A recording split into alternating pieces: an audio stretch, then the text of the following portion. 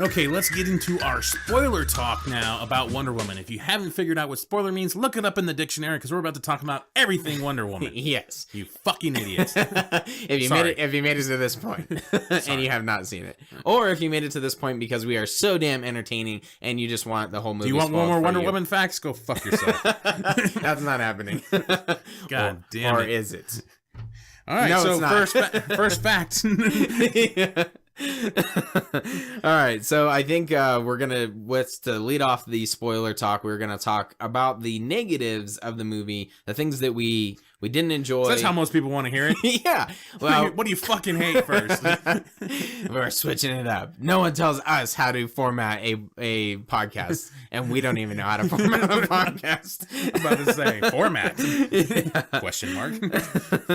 So, I guess if you want to go first. Okay, well, I'm gonna go to one of the annoyances I had was the fact that German spoke English. Yeah. And then there's this part, the part where Chris Pine, Steve Trevor, is trying to sneak into the German base. So to sneak in, he adds a German accent on top of his English. Yeah. Instead of German general, right, or colonel or some high-ranking officer in the German army, and so he adds a German accent to get in. And the guy, I would have been, if I was the guard, I'm like, why aren't you speaking Deutsch, you motherfucker? Right, yeah. Why aren't you speaking German, motherfucker? Why is all of a sudden now it's passable to get through a fucking whatever the hell castle they were trying to get into, Bowser's castle, and fucking trying to get in there with it was so stupid. That and the disguising, I get it that two of the guys were like spies. They were supposed to be masters of disguise and stuff like that. But the fact that he was able to get so many places by just wearing their clothes was just getting fucking annoying. And he was like blonde hair, blue eye, I guess. Well, it was getting a little taxing on me. It's like, because if they actually spoke German, he would stick out like a sore thumb. Yeah, well, unless he's a spy and knows German. Yeah, but he doesn't seem to know any of that shit. I don't know if he brings that up or not. I can't remember. I know some. Well, of the I know people... they're speaking languages. Him and Wonder Woman and that little fucking Abu motherfucker right. was wearing that little Abu hat. Sammy or Samir was his name. Yes, Sammy.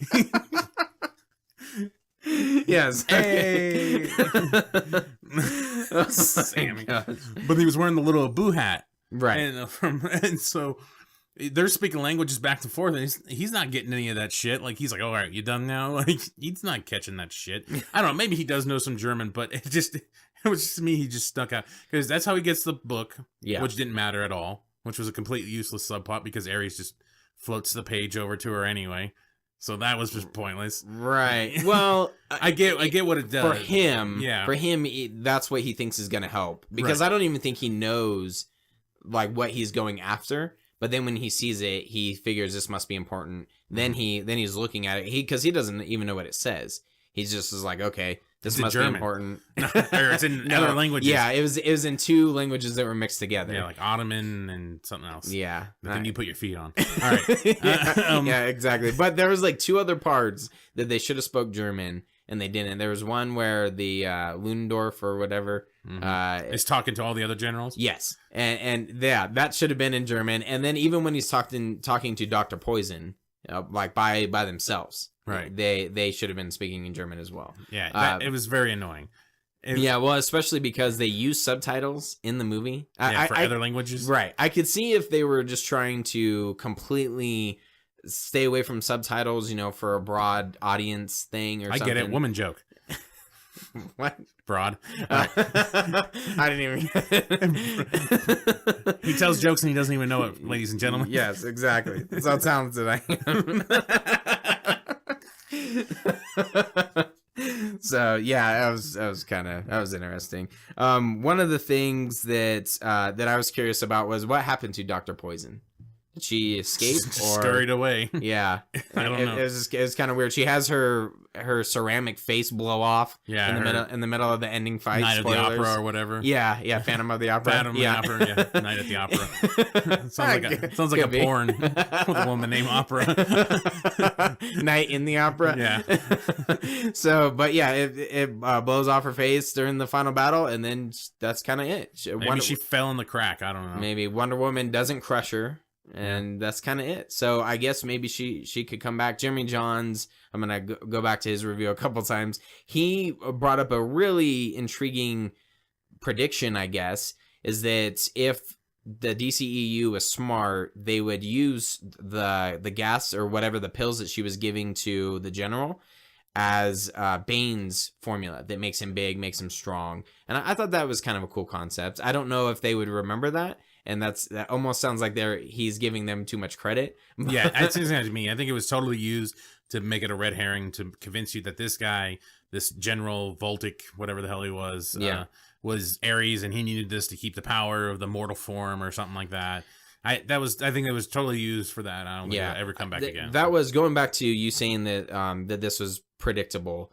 I would agree that the entire plot was predictable. There were some kind of surprises that I didn't expect to happen. The ending, the twist of who Ares was. I knew that the general was not Ares, but I didn't know who it was. And you said that you saw that coming from when I call him Colonel Sanders. I'm not sure what his actual name was in the. He was Sir Patrick. Sir Patrick. When he first sees her and how he reacts, and it describes almost exactly how the mom. I'm gonna call her Mama Wonder. Yeah. Because I can't right. Hip Hop Anonymous.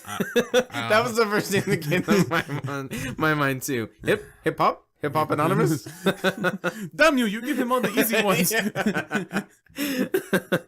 Oh, man. I think it's like Hippolyta or something like that. I don't know. Hippolyta. Yeah, but I like Mama Wonder. Yeah, Mama Wonder. So the way she was describing how if Wonder Woman actually runs into Ares and how the reaction would be, he made it sound like she made it sound like there would be a fascination, and just immediately when she walks in and how he stumbles and he's staring at her, and then she says, "Oh, I'm Diana, Princess of Thema," and then Chris Pine, and he doesn't even flinch at it.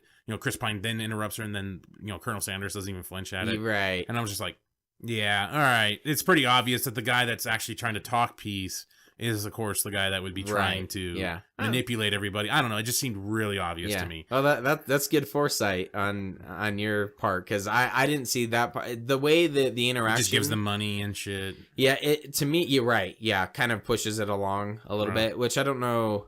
I guess does he talk about why he wanted them to actually go? I think he wanted Wonder. I think he was trying to get Diana to see the danger. Oh, right. Yeah. So he's trying to move this thing along, because if she just sits there, it just goes on. But so now he's got a fascination with her, and he wants to see her experience what men are capable of. Yeah, this isn't a transition into our positives yet, but I do want to give one quick positive. Why would we need that? Yeah. But I did like the fact, now in two different movies, the villain, when they're giving away their plot, it would be Zod and Ares now. They are doing it because they are trying to convince the hero to join their side. Right. It's not a cheesy, just give away the plot kind of thing. If you think so. I thought this one was cheesy as hell. Really? Because, well, first we got to talk about the one part that made us laugh. Because she's standing there, Colonel Sanders is inside the little box, right? The view box for the lookout tower. And she goes to grab her sword. Then it cuts away to something else. Right. Then it cuts something else. And then it cuts back to her jumping down with the sword. Yeah. And he's still standing in the same spot. So it made us think like, oh, hold on a minute. Yeah. BRB. Yeah. And then she jumps back down. And then he's like, and then she tries to use the sword on him.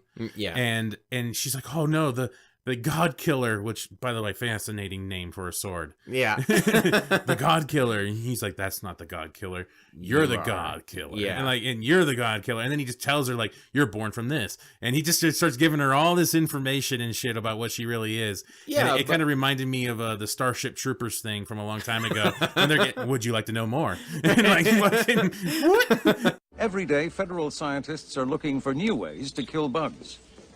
Your basic arachnid warrior isn't too smart, but you can blow off a limb. It's still 86% combat effective. Here's a tip.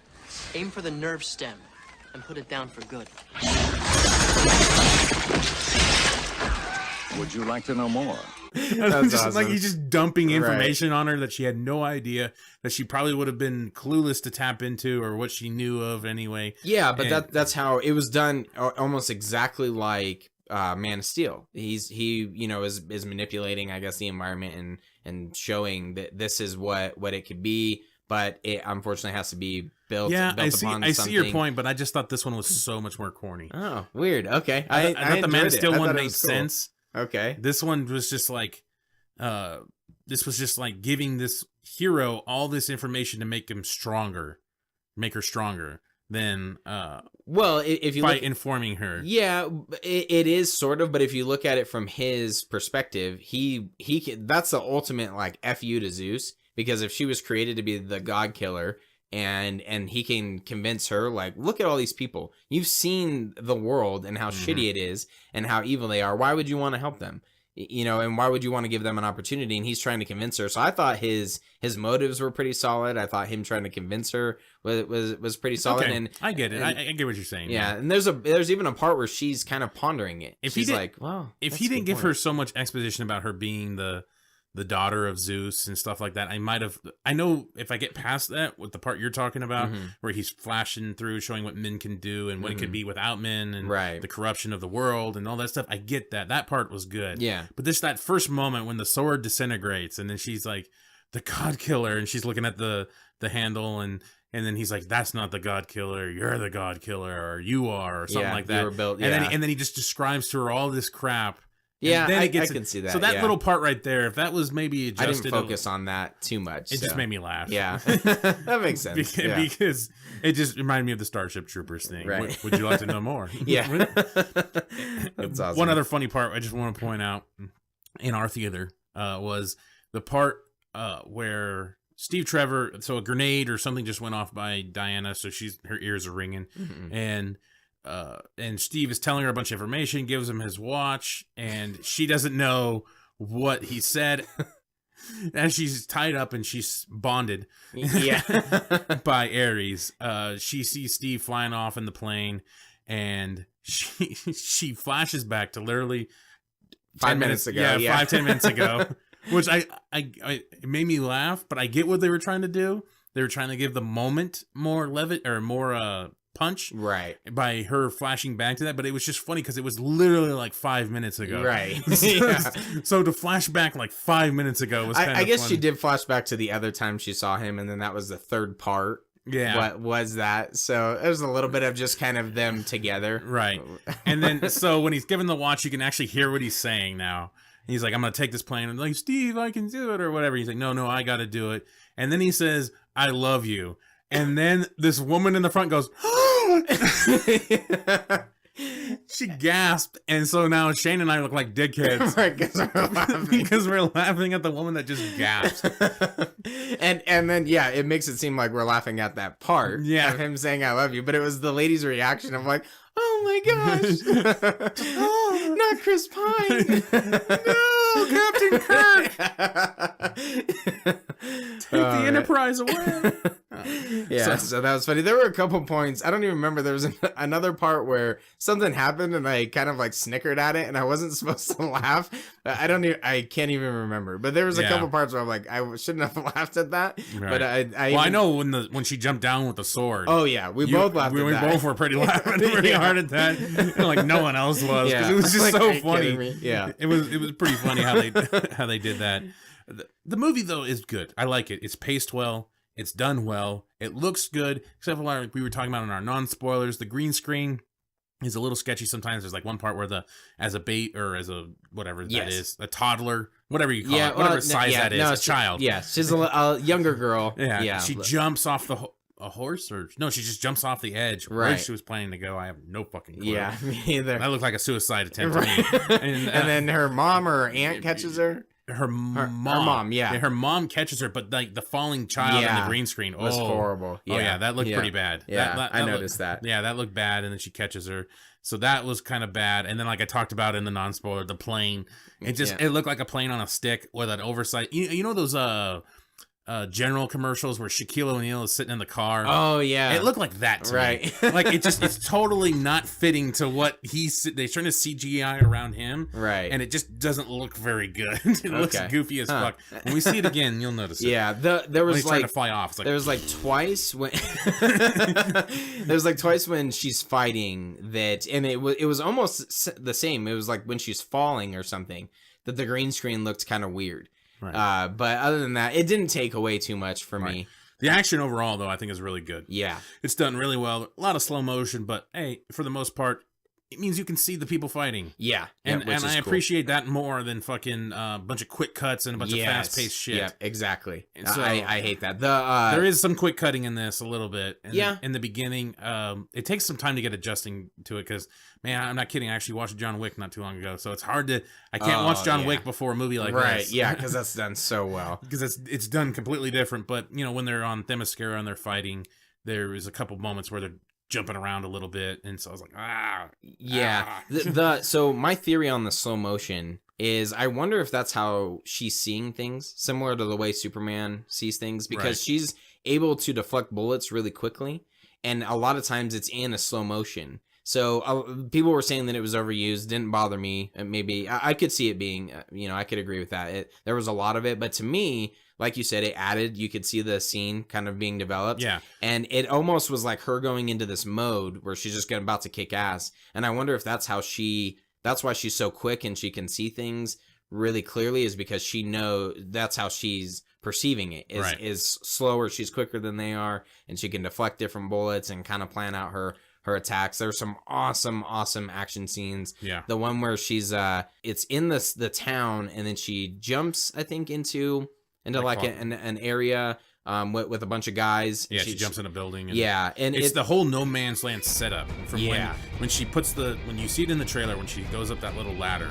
and she goes out there and she puts the shield up and she's blocking all the machine gun fire. Yes. That whole sequence from that point all the way to when they successfully defeat all the Germans or whatever, all the people in the town, is like a non-stop fuckfest of awesomeness. Oh, yeah. Yes, it was so awesome.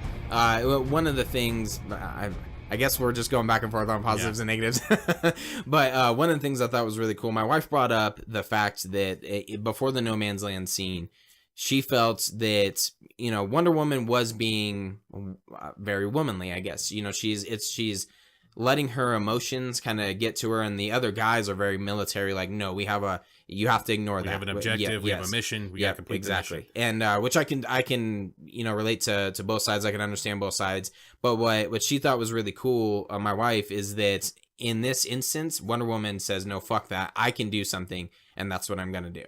And that's exactly what she says, and then she becomes this badass, and then jumps up into the No Man's Land scene, and I was like, holy fuck, that's awesome. Yeah, where some people have given up on a situation and don't want to progress any further, she pushes everybody to get to that situation, which I thought was cool. It doesn't have to be a woman thing at all, really, in that situation. It becomes a character situation where she feels that we need to push and get this done. Yep, absolutely. But I think to my wife's point is, she was saying that as a woman, she can relate to her seeing these children and wanting to help. And that's what I thought the depth went into pretty solid, was the fact that they were showing a lot of pretty dark things, the part of war, the negative part of war, of like, kids being captured and, guys with their legs blown off and stuff like that. And I felt this was a pretty solid war movie. It had like a good part of a war movie, I guess. It was a PG-13 one, though. It did bug me a little bit on that, because you've seen you even see some of the real footage of when people came back from World War One, and they had very similar looks to them, but they dialed it back a lot. Yeah. Because there's some footage where you see these are actual footage of them coming back where people are just shaking like crazy. Yeah. Because their nerves are so fucked up. Yeah. And they were kind of showing a guy that was kind of tweaking a little, but not really. And then they were showing some of the limbs and everything that were blown off. But there were some people that were half their face was blown up or burnt and shit. Yeah. I can't knock them too much for that. Yeah. It's supposed to be a Wonder Woman movie. Right. But I thought that was a cool addition, was they were showing some effects of war, and it becomes a pretty good plot point, because even Chris Pine at the end, he's telling her like, sorry, this is how it is, you know, and I'm one of these people too. You know, I just have to turn off my emotions and just go to the next thing. So I thought that was a really cool addition that they put in this movie.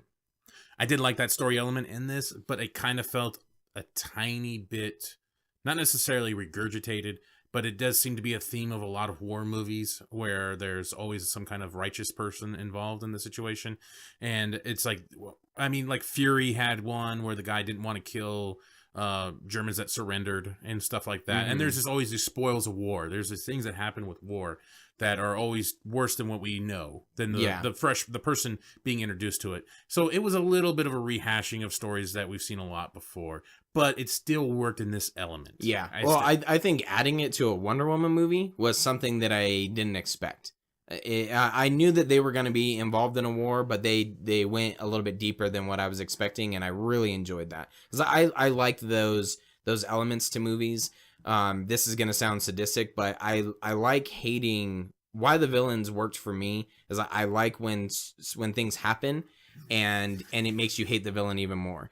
And the part where they go through the entire no man's land, they save the village and it gets fucking blown up anyways, or you know the gas gets dropped on them and everyone dies and Wonder Woman's freaking out. To me, I was like, fuck that guy. You know what I mean? Like, I like when, unfortunately, that's a part of, you know, the storytelling of the movie because you feel sad for all those people, all the kids and everything. And they were just, they had a moment of hope. Yeah, they were happy the night before, but it also makes you hate the villain so much more. Immortals, to me, was one that not a whole lot of people liked, but I hated the villain. It was played by Mickey Rourke. Mickey Rourke, thank you. Mickey Rourke did such a fantastic job in that movie, making you just fucking hate him. I could not wait for him to get his. And not that the General Ludendorff or whatever was quite that hatred, because that was an R-rated movie, but he was pushing it. He was getting there where I was like, oh, I can't wait until you get yours, especially after all that happens. You know, and those levels that they add to those different layers that they add to movies where, you know, it really makes you hate the villains. That's why, to me, I was like, oh, maybe the Dr. Poison is kind of forgettable, but I thought Ares was cool. I thought the General was cool, as far as, you know, the villains. Going back to kind of the war, I wanted to talk about the Charlie thing a little bit. So that got lost. It did. He didn't have, I mean, I get they don't want to focus on him too much, but then why have him struggle to be a sniper? You know, I guess it adds a little bit, you know, to he might as well just had a pair of binoculars because that's all he did. It was yeah, lookout. Yeah, and he's supposed to be this great shot, and she even says that. She says like, well, he's this great shot and he can't shoot anyone, but maybe it's just the war weighing on him, and they were just trying to go that route. Yeah, he sees ghosts. They have that moment where he sees ghosts. He's definitely flipping out. He's got PTSD or some form of... which is, it's cool to see that, but he never overcomes it. Right. He's okay being who he is, and so I thought a guy wearing a kilt in Germany. Yeah, pretty much. Cold ass fucking Germany. Yeah. Well, it's snowing. Yeah, he heated up his balls at the fire. Yeah, that's true. That is true. So, I did forget about that. It's a good detail. I like it. Yeah, they found himself. Patty Jenkins didn't leave anything out. If he's wearing a kilt, he's gonna want his balls warm. Yeah, want him toasted on the fire. Yeah. The one thing that annoyed me a little bit about Mama Wonder was, and that's kind of, this movie was prolonged anyway by cryptic detail, and that's one thing that kind of annoys me in movies where they just don't tell somebody some shit. It's just like, oh, aren't you going to tell her what she is? And she's like, she'll find out. Or if she does know, he'll just find her faster. Like, it's like, okay, I get it. You're trying to be a mom, protecting her. Yeah, blah, blah, blah. But you're still letting her fucking go out there. Yeah. She's going to find him. Right. If he's there, she's going to find him no matter what. Give her the information she fucking needs. Right. Don't let her depend on this fucking sword. Yeah. So I thought the same exact thing at first. But after kind of thinking about it, you know, on the ride home after the movie, and then even a little bit this morning, I'm okay with it, partially because I get being a parent. The second part is I feel like she didn't completely believe that Ares was even out there. But if there was a chance that he was and she used her full powers, she's going to be found. So that like at that point... Well, he found her anyway when she just walked right in there. Yeah, he did, but she doesn't know that. You know, and so amazingly naive. Yeah, but that's kind of how they set the mom up to be. Because, you know, she even brings up, like, we don't even know that he's out there, that he's gonna ever come back. So why, from the very early point, she's like, why even train her?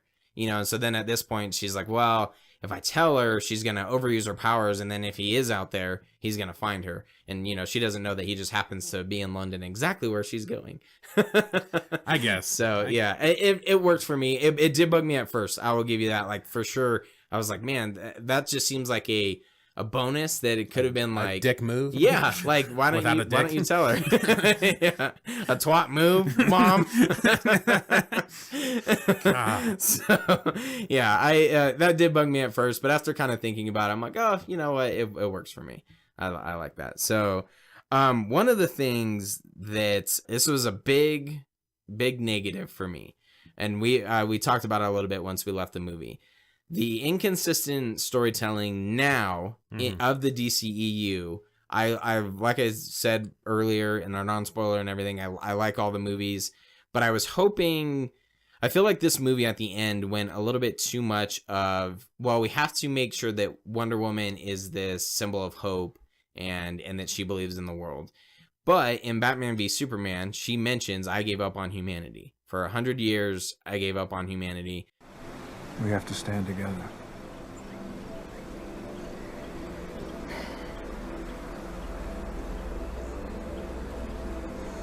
A 100 years ago, I walked away from mankind. From a century of horrors. Man made a world where standing together is impossible. Men are still good. We fight, we kill, we betray one another, but we can rebuild. We can do better. We will. So why on earth now all of a sudden, I was expecting at the end of this that she saves the world and she's going to be around, she's going to be there. However, she's also going to explain why, I'm going to take a step back. I'm not going to be involved in these wars, and I'm going to let the humans do their thing because they're evil. Like that, I thought that was, they laid the foundation. They laid the foundation perfectly. But then right at the end of the movie, she's like, hurrah, I'm here. And yeah. I hope that gets filled in at some point, because that was a part that really bugged me, that I was expecting the movie to end one way, and I feel like just so that everyone can be like, oh, Wonder Woman's so great and she's a symbol of hope and what Superman should have been, that they left her in that light instead of how she was in Batman v Superman. The last 10 minutes of the movie, right after Ares gets vanquished or beaten, however you want to say it, it kind of falls apart real fast, because Ares talks about how all he did was say things. He just persuaded people to do things, that he had no influence. It was men's corruption and how they treat this world and blah, blah, blah. Humanity's terrible. That's what he says. So either we got to believe him or he's lying, because then at the end, after he is defeated, the remaining German soldiers are sitting there hugging each other. Like all of a sudden now they're free of something, free of some kind of whatever was persuading them or pushing them.